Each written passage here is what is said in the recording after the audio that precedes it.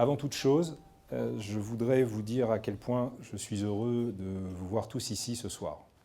Ce qui nous unit, c'est la primauté que nous accordons au goût, et au goût du vin en particulier. L'idée du Salon des Outsiders, c'est précisément de mettre à l'honneur le goût avant l'étiquette. Pour moi, ce qui compte le plus ce soir, c'est les outsiders à table, le plaisir de la table avec les outsiders. Voilà. Et si vous voulez, ça a été bâti, construit pour qu'on passe un super moment, fin, de plaisir, tout en restant critique, parce que je ne peux pas m'en empêcher, c'est comme ça. Et donc voilà, je vous souhaite une excellente soirée, un très bon moment. Venez tous demain, il y a des choses fantastiques au salon. Merci beaucoup.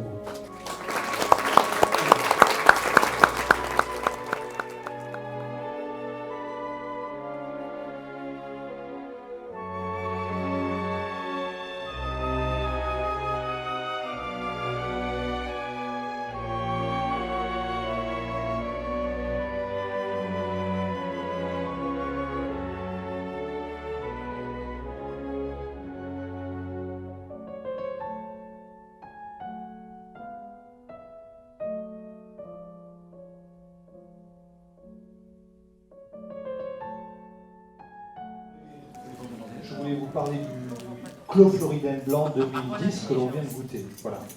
Alors que moi, ce vin, il m'a appris plusieurs choses, je vais vous le dire. D'abord, il m'a appris que le sémillon sur les grappes pouvait être fumé. Ça, il va vous en parler, ça c'est technique. Mais surtout, ce qui m'a appris, que j'ai adoré, c'est le toucher dans la bouche. Voilà, ce vin caresse le palais. Et quand vous avez mémorisé ça, vous vous dites, ils le font pour le vin blanc, est-ce qu'ils peuvent nous le faire pour le vin rouge? Alors que le vin rouge, c'est tannique, c'est-à-dire âpre, ça enlève la salive, etc. Donc un grand vin doit être caressant, même quand il est rouge, comme le Clos Floriden peut être caressant. On a l'habitude de voir de la Saint-Jacques avec un vin blanc. Là, on a ce soir une texture qui est toute particulière et surlignée avec cette sauce avec une finale fumée qui s'accorde parfaitement avec le Clos Floriden, qui est un grave qui n'en est pas un, parce que c'est un grave qui est sur un sol calcaire, qui donne cette finale un peu crayeuse, un peu jus de caillou, comme certains pourraient dire, qui est la caractéristique de Clos Floriden. Voilà.